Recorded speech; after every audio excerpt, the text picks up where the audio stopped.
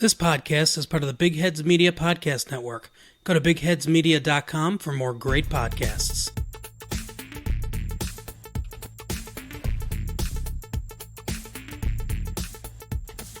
Greetings, Dog Pound Nation. Welcome to the Two Green Browns podcast, now part of the Big Head Media Podcast Network with myself, John Cahill. In today's show, we're going to have a friend of the show, an all-around good guy, and all-around Cleveland sports enthusiast and person of knowledge in this area, Chris McNeill from Big Play Reflux Show. So we get to Chris in a few moments. First, we just run through some of the news I've seen coming in today. Chad O'Shea has come on board as our wide receiver coach slash passing game coordinator. Interesting hire there. Huge depth of experience. Made his way to as OC down in Miami last year with Brian Flores. Definitely a guy who has a lot of the experience in the Patriots and all those varied receiver rooms that they've had there. So I'm very interested to see how that works out for our receivers and see if we can get the timing right with Baker Mayfield this year. Something was definitely a bit off last year. I'm hoping that this is a positive hire and might be interesting to see how it all works out. And a lot of reports today as well that we're going to have a new defensive coach in Joe Woods. Interesting guy. When people were trying to knock the hiring of Robert Saleh as a head coach, that one of the things that was used against him was that possibly Woods was the brains behind the operation there on the defense. So that's going to be interesting to see. Great experience as a DC before in the Broncos and basically tapped up by Wade Phillips as being the guy for the job, as reported by Adam Schefter. So staff is starting to fall into place, and interesting to see the coming few days how we go with the offensive staff. I'm still not 100% sure on the viability of Mike McDaniels or LaFleur coming over from San Fran.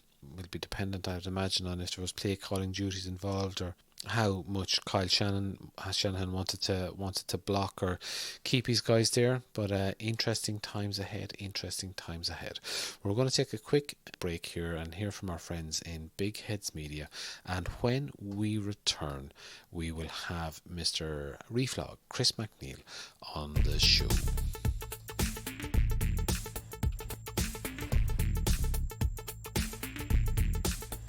If you're like me, then every Saturday in the fall is the best day of the week for you. There's nothing like waking up, turning on the TV, and getting ready for a whole day of college football action. Whether you're watching from the stadium or from the couch that day, there's still nothing like the excitement that builds as you wait for your favorite team to take the field. The problem, though, is that for most, this excitement only comes on Saturdays. Here at the Flagship Football Show, we think every day should be College Football Saturday. That's why the Flagship team works all week to bring you the best recaps, previews, interviews, topics, and discussions on all things Ole Miss football. Tune in every Wednesday for our new episode on Apple, Spotify, Stitcher, and SoundCloud, and follow us on Twitter at Flagship FB Show and on Facebook at The Flagship Football Show to keep up with all our coverage. And remember to stay with us every single Wednesday all year as we bring you everything you need to know about the Flagship University in Mississippi on The Flagship Football Show.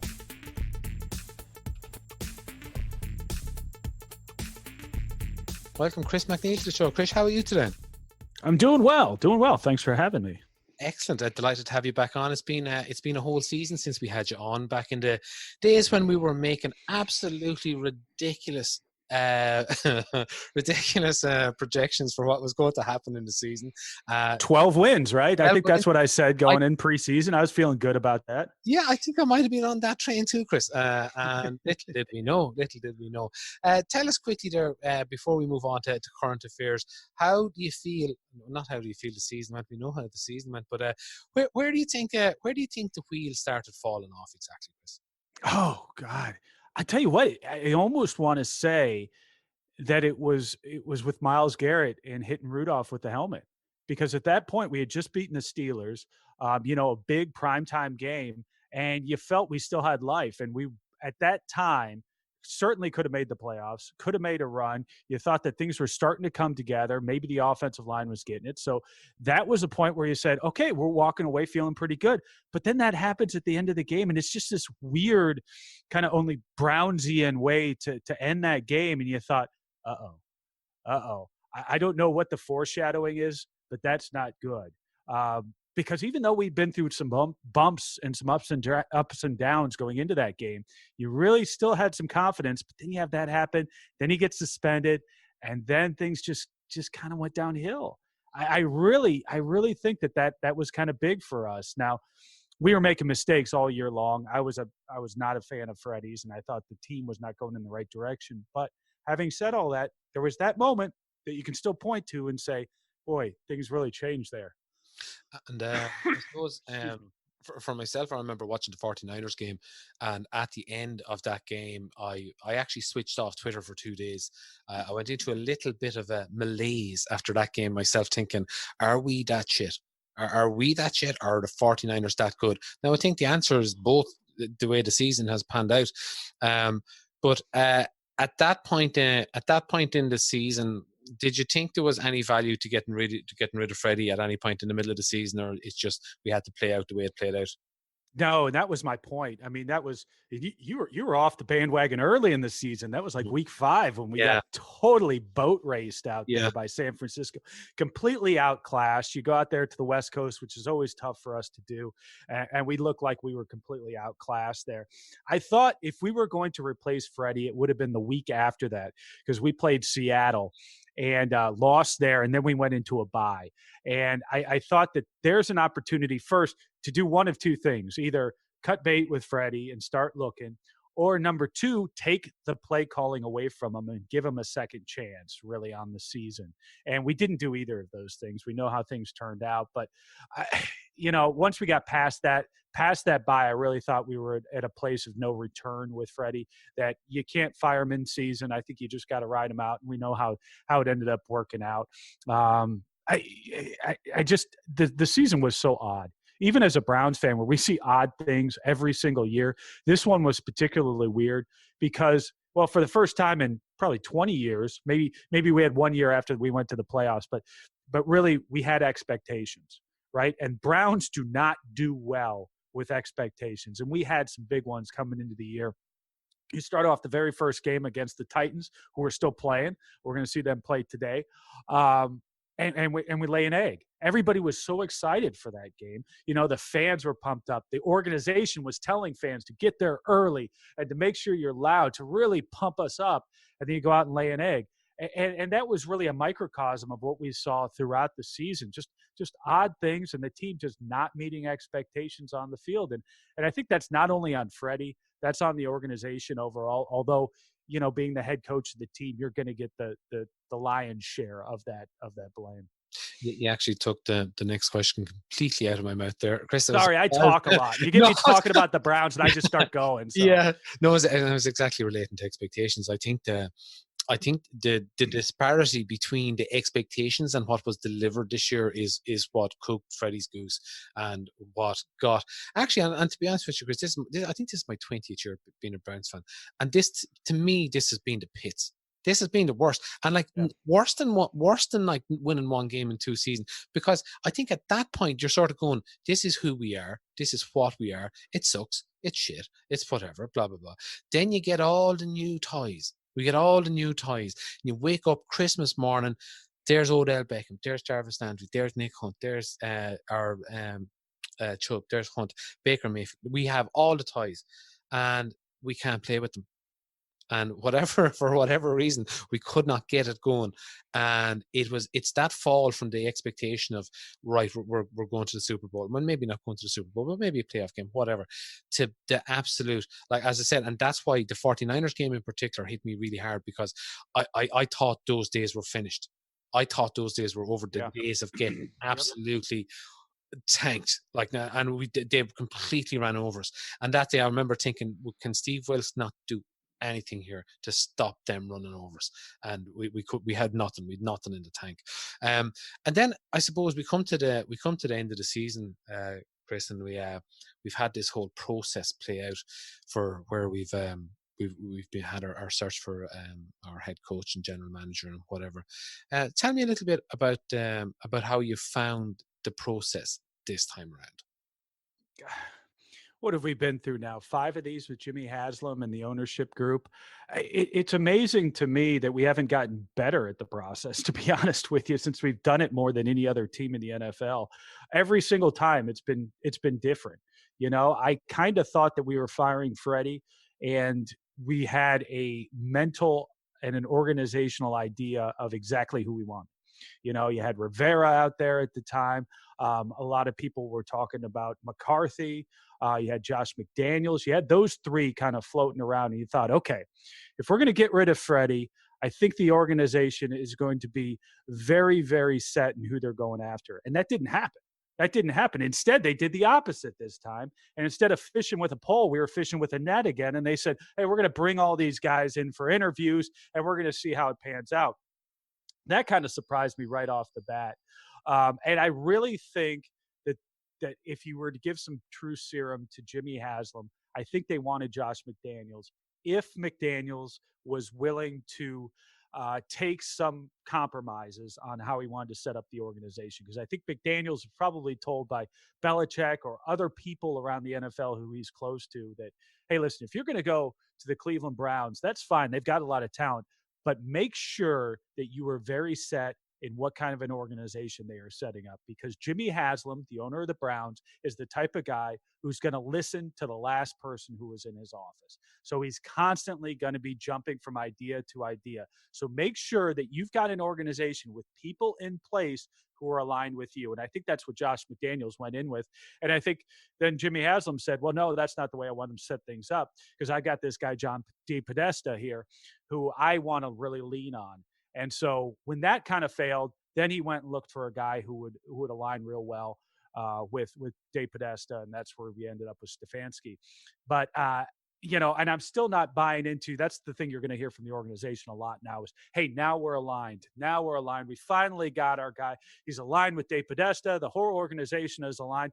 It's like you hear that now. Now the message last year was about alignment between John Dorsey and then Freddie Kitchens. Right. And then that they were a nice balance to what we were doing from an analytics standpoint with John D. Podesta. That was the narrative last year. So you go from, hey, nice balance, and we've got football guys, we've got analytics guys working together. This is great. This is exactly the way we want the organization lined up. And then to this year where it's all about now we've got everybody in alignment. So despite what they're saying, we need a guy, head coach, GM. We need an organization that's going to be able to keep this ship going and not constantly change. And that's all that Jimmy Haslam's given us up to this point is constant change. And we need to have some people in the organization who we can really rely on. I thought that was John Dorsey. I really did. I thought John Dorsey was going to bring in the credibility that we needed for this organization. And it seemed like that's the way he was going. And that's why I think it was such a shock to everybody in Cleveland and nationally and even internationally, right, that we got rid of John Dorsey, because I thought that he gave us the type of stability that Jimmy Haslam is just begging to find. And it's surprising that we're here. In the same spot we seem to be in every single year. I don't know why it surprises me, to be honest with you, at this point, because we do it all the time. But that's where we're at. And hopefully this time we've got it right. Now, speaking to you next time this year, who knows? Maybe the GM, maybe the coach, maybe the quarterback's gone this time, and we're talking again about the same stuff. Yeah, because it's kind of like it would be a concern, I suppose, for me. I think in the next cycle that we go through, that who's next. Like if Baker Mayfield doesn't produce on the pitch to a level where he was on the field, say in his rookie season, people could start looking and asking questions, and it's like and you roll that out, because we've seen this movie, right? We've seen this movie. Now we've got a head coach in place. Now halfway through this season, Baker Mayfield's not playing well. The team's not meeting expectation. What's the next move? Well, Baker Mayfield wasn't really Stefanski's guy. This was kind of a shotgun wedding. So once Stefanski gets his guy in here, the quarterback he wants, and he really likes X in college, or Y who's on another team, whoever that might be. God, it might be Cousins for all we know. Kirk Cousins at 50 years old coming in here. Whoever that might be the next move. And I hate to play that out, but that just seems to be the cycle that we go in every single time. You bring in a head coach, you have to match him up with a quarterback, match him up with a GM. Every time you shuffle those pieces, then you end up with a different alignment. So you're right. It'll be interesting to see what kind of a relationship he has with Baker. I heard Andrew Hawkins saying recently that, say in relation to the head coaching hire in Carolina, that Matt Rule would be crazy not to keep Cam Newton for at least a year. Because if they screw it up, Cam's not his guy. Get him out. You reset the clock. You've had an extra year to play with. If he drafts a quarterback this year who's his guy, I know it's a rookie year and whatever, but you're on a shorter leash. Off with his head, right? Then Yeah. that's it. You've already staked your career to that guy. You're absolutely right. Yeah, I hear that. To a certain extent, Stefanski isn't married to Baker Mayfield. No. And that's a bit of an unfortunate circumstance, to be fair, for Baker, who's had for the fans. Yeah, and for the fans. He's our guy. We're married to him. We're married to both these guys. But these guys themselves, they don't have a relationship necessarily. If they can't get it done on the field, they'll just part. We're just kids in the divorce. That's where we're at. Exactly. It's my weekend. It's my weekend. But unfortunately, I said in that situation, like where what I'm looking towards now is the general manager setup. So we have Andrew Berry and what's the guy's name from the Pats? I forgot his name. Austin something or Austin. Oh, the scouting director guy. Yeah. I can't think. Yeah, I forget. I can't keep track of all the different players. Yeah. But it's sort of like Monty Ossenfort. That's the one. Monty, that's a great name. I love the name Monty. Yeah, it's kind of like it conjures up images of the Simpsons there, really. A little bit, or Major League. I know you're just kind of getting into baseball. Yeah, just getting into baseball. Let me give you some advice. Go watch Major League. That is an institution around here. Watch Major League with Charlie Sheen. Yes, What's that? Is that Willie Hayes or Willie Mays? Oh yeah. Willie Mays Hayes. Yeah. Right. Oh, those are classic movies, and Monty is the color man in that. So that's how I always think of Monty. He's also a great follow on Twitter. There's Monty the color man. But I must check that out. And I suppose going forward now, Chris, we have Chad O'Shea just in the building today. To me, I haven't been on social media a whole lot today. Busy and all that. But is he going to be the wide receiver coach and passing game coordinator? Who was that? I missed the name. Chad O'Shea. From the Miami Dolphins. I think that's right. And he used to be an OC back in the day, right? Yeah. And I think McDaniels had been looking at him and stuff like that to come in and work with him. But I suppose the names that are floating around at the minute. He's going to be the wide receivers coach / passing game coordinator. So there's a big fancy title for you that's designed to get Baker to look good and get Odell into the action. Yeah, and I see names like Rich Scangrello and Mike McDaniels and that linked as well to maybe being an OC.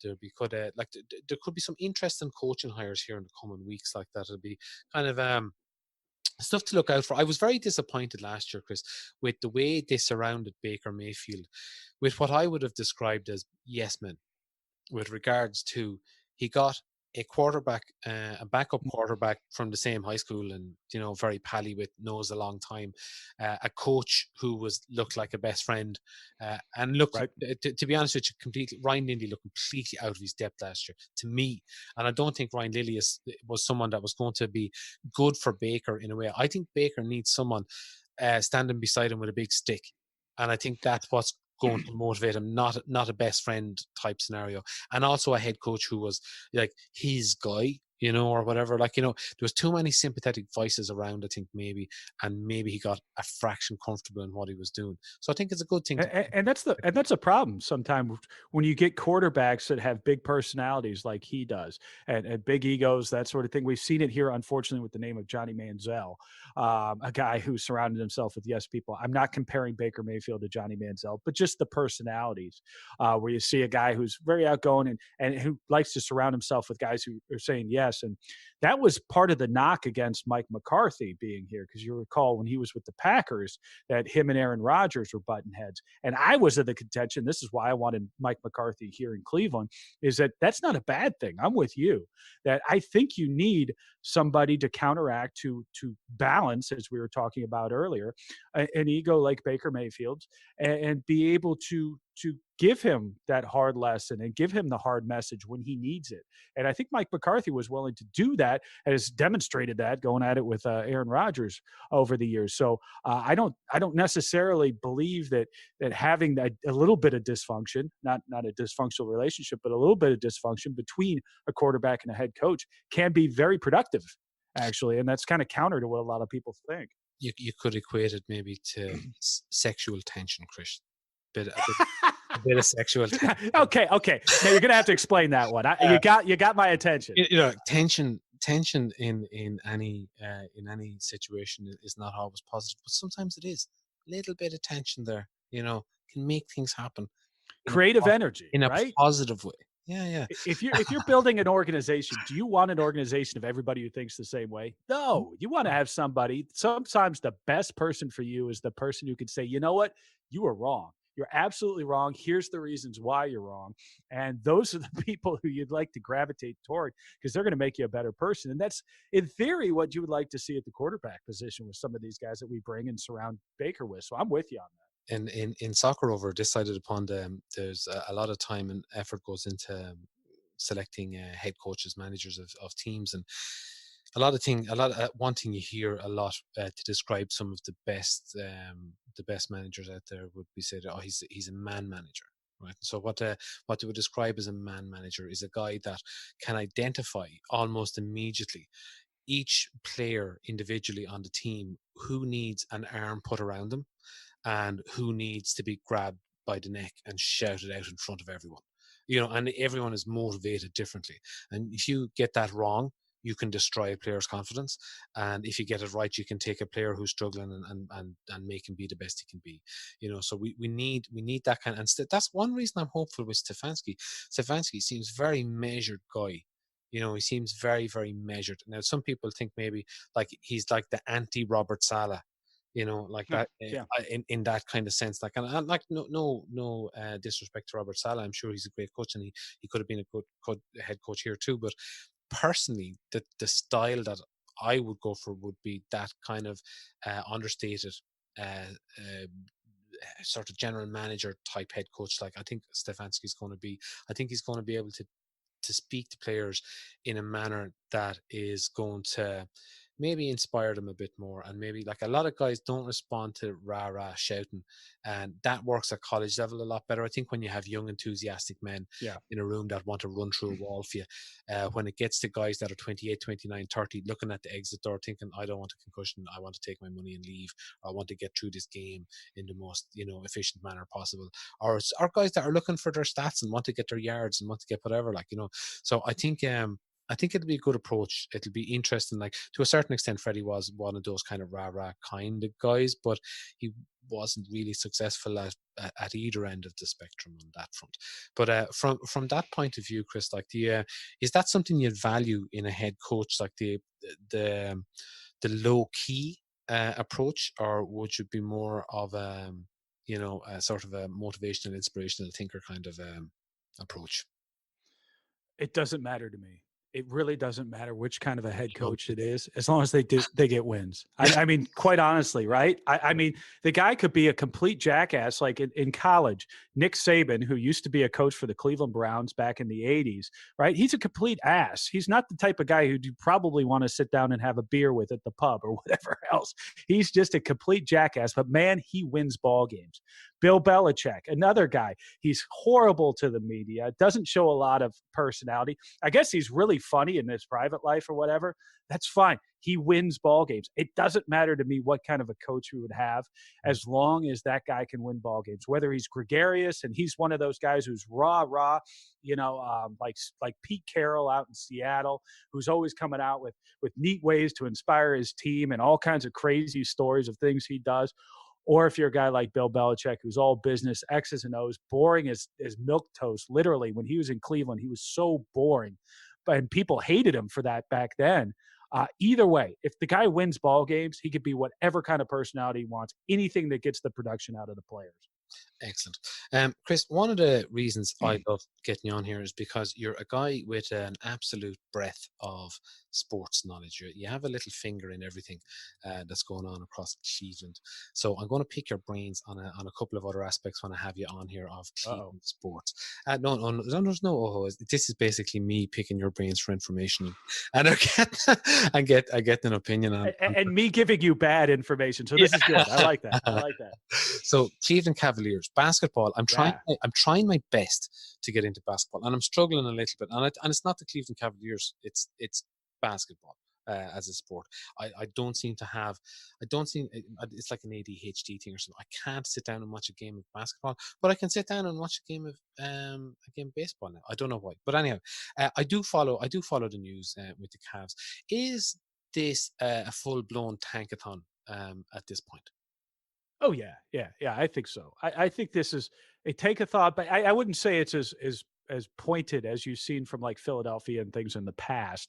I think that this is genuinely a young team that's trying to find its way. They go out and get Beeline, and John Beeline, who's the head coach of the Cleveland Cavaliers right now in his first year, he was hired and brought in specifically by the owner Dan Gilbert.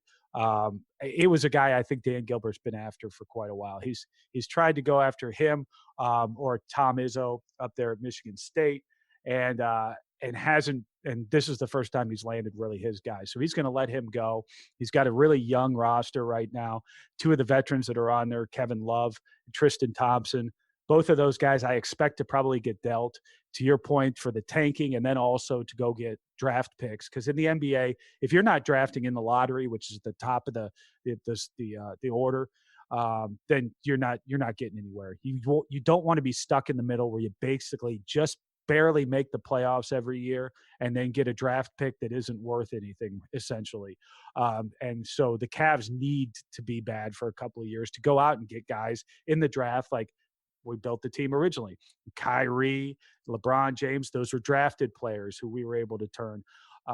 So that's really where the direction the Cavs are going on right now. You got some young talent on this team. They're sometimes fun to watch, a little tough at other times, but the young talent, it's a nice backcourt of Sexton and Garland back there. They're fun to watch. Kevin Love, when he's on, has been fun. Tristan Thompson's had some really nice games in there. Kevin Porter. So there's some names to follow in there. It's certainly not like the LeBron James years right now, and it won't be that way. Maybe ever. But in the short term, we're not going to even see any playoffs, and that's not a bad thing in the NBA. You need to tank, and then we'll be back here in a couple of years, hopefully burning up the East again. And can you give me a little bit of context, Chris, on I noticed there last week or the week before there was clips going around with Kevin Love turning his back on a play or something. Yeah. And what's the context behind that? Again, I know he was a bit pissed off at the younger players or something. That was the narrative or something I believe I was reading. Yeah, essentially, and in that play, it looks like Colin Sexton's bringing the ball up, and Kevin Love is down in the low post, and he's calling for the ball, and then he just walks out there, and he stammers out there, and he demands the ball. He gets the ball, and then he chucks the ball to another player, and it's like, hey, pass the ball, move the ball. What the hell are you doing? So I think Kevin gets pretty frustrated with some of the young guys on this team, and you know what, Kevin has got to.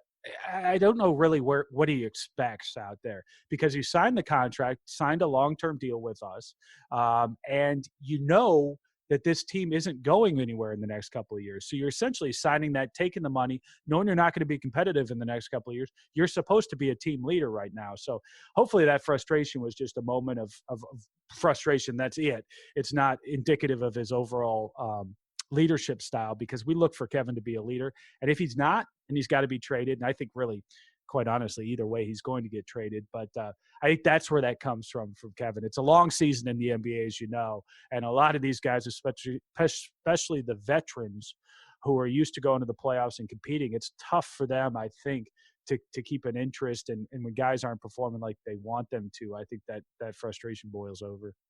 Yeah, I was advised by a couple of Cavs fans that this is a good time to get in on the Cavs. Buy low, and when you're in, it's going to hit big.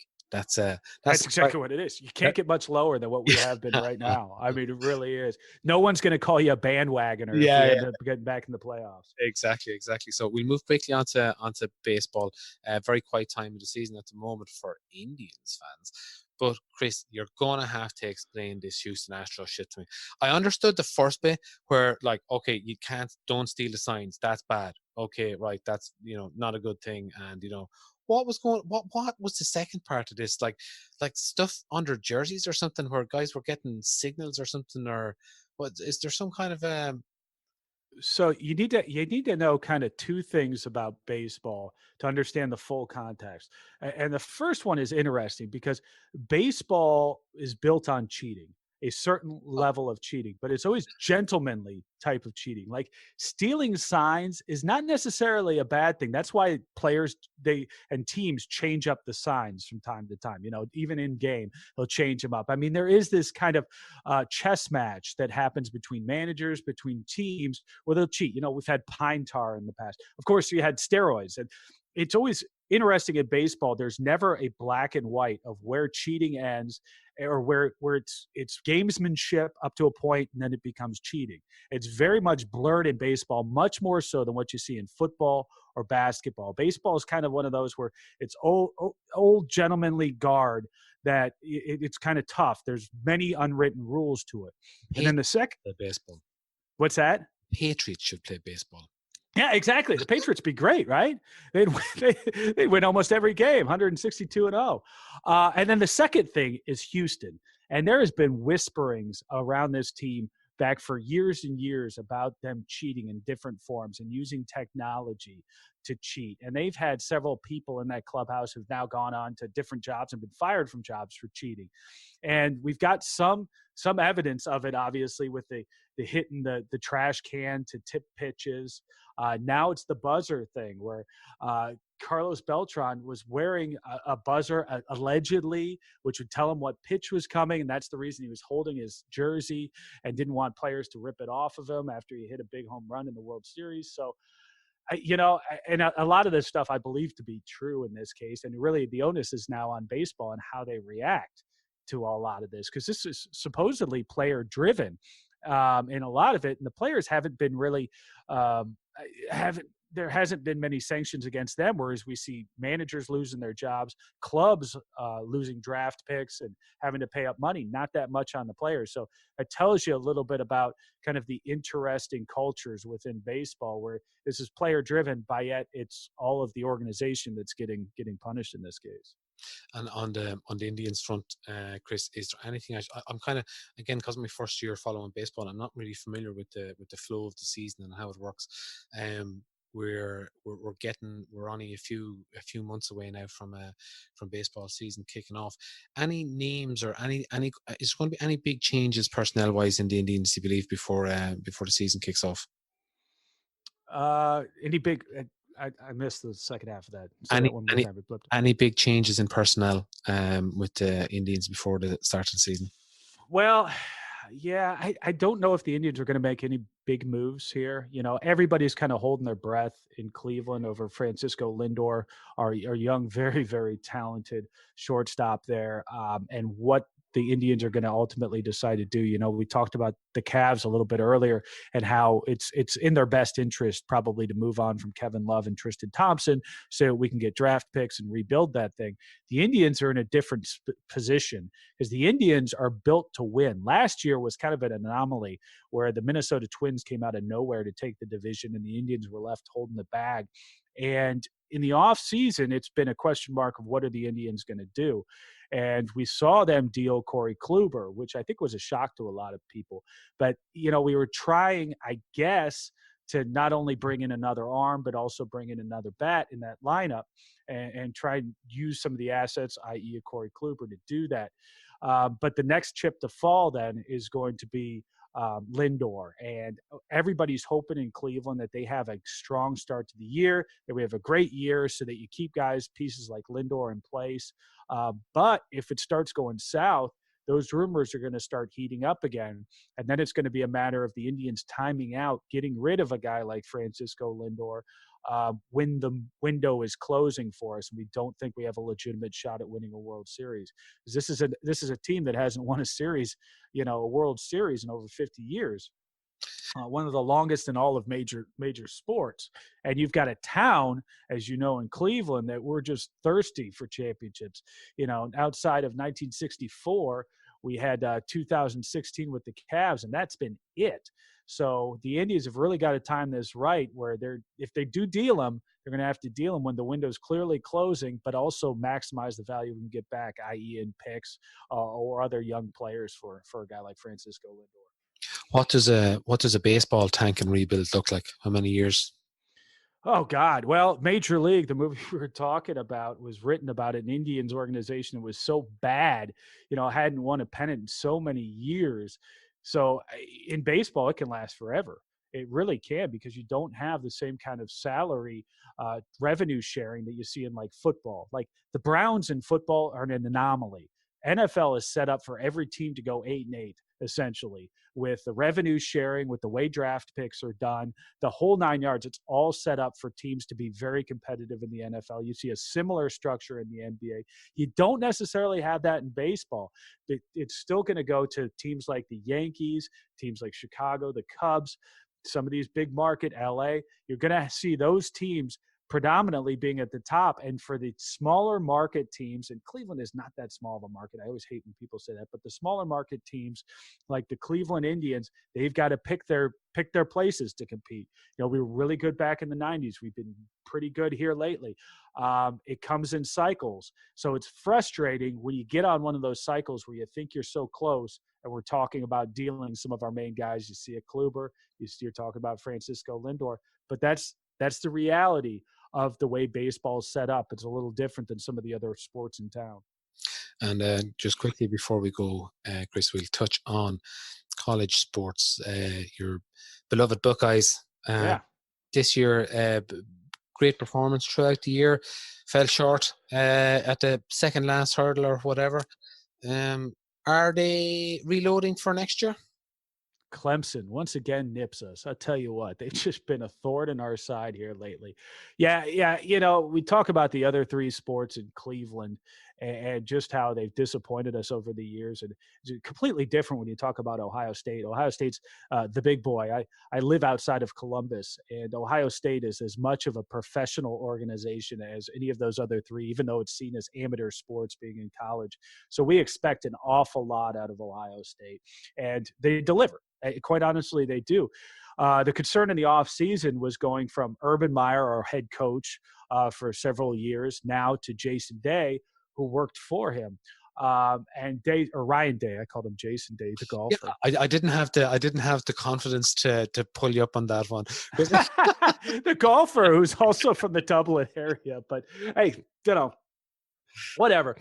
Ryan Day, who was a protege of Urban Meyer, and he's just done fantastic. I mean, this season, we were blowing out folks most every Saturday. It was pretty amazing to watch. It's really disappointing to see us come up short against Clemson, because there were a couple of calls, and I'm not one of those guys who blames the refs every time we lose, but they definitely changed the course of that ball game for us, and that happens. That's sports. That's the game. We're Ohio State. We're supposed to be able to overcome those type of things. It didn't happen this year. I expect us to reload. I expect us to be right back in there in the college football playoff again next year. And if we're not, quite frankly, that's not a successful season. We are the Yankees. Yankees in baseball. Ohio State is the Yankees of football. We expect something out of them great every single year. We're not the small market. We're the big boy there. Excellent, excellent. Look, thanks very much for joining us today, Chris. And again, just before we go, thank you very much for sporting your lovely Galway Browns backers t-shirt. Yes, thanks to all of you for the shirt. The shirt is fantastic, by the way, there in Galway. I appreciate the fact that the Browns have such a loyal support group around the globe, that you guys are just so far behind them. We are here in the greater Cleveland area. We appreciate all the support that everybody gets, the stories that I hear of people in pubs pulling for this team, and just the great extents you guys have to go to follow a team that we take for granted here. You know, we turn on the TV, the game's going to be on. You guys have to go to great lengths to follow them, and I think that's just fantastic. So thanks for all the support. We're going to get there. We'll be back in the Super Bowl, winning Super Bowls here soon. At least that's what we tell us ourselves every single off season. Indeed, indeed, indeed. And again, thanks very much for the bag of gear that was sent over. Very much appreciated. It's basically a gear desert here. So we have to go shopping. Thanks very much, Chris. We'll talk to you again soon. Okay, sounds good. Thank you.